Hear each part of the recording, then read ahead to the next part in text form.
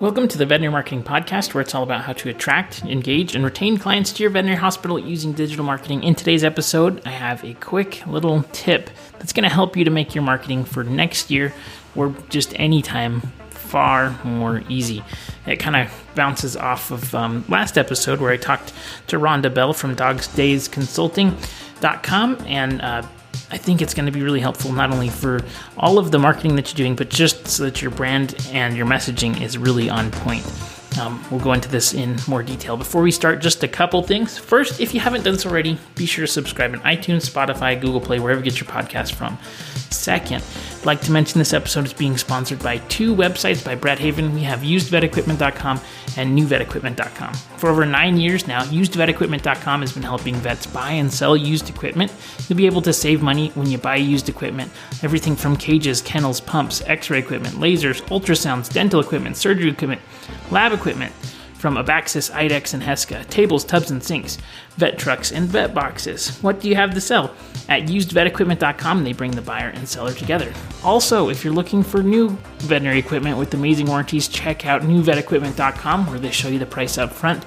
They have digital x-ray equipment, dental x-ray equipment, ultrasound equipment, LED surgery lighting, surgery tables, autoclaves. When you go to newvetequipment.com, you'll clearly see the price on every item for sale. You'll also be able to check out the warranty so that you can buy without regret.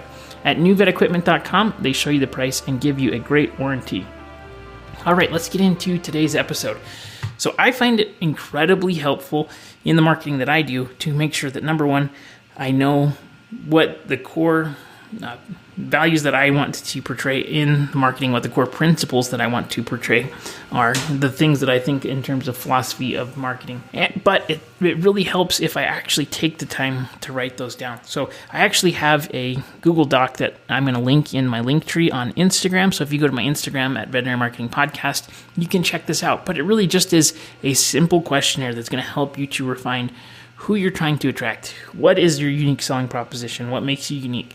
What are the things that you stand for? What are the things that you stand against when it comes to marketing your practice? Things like that.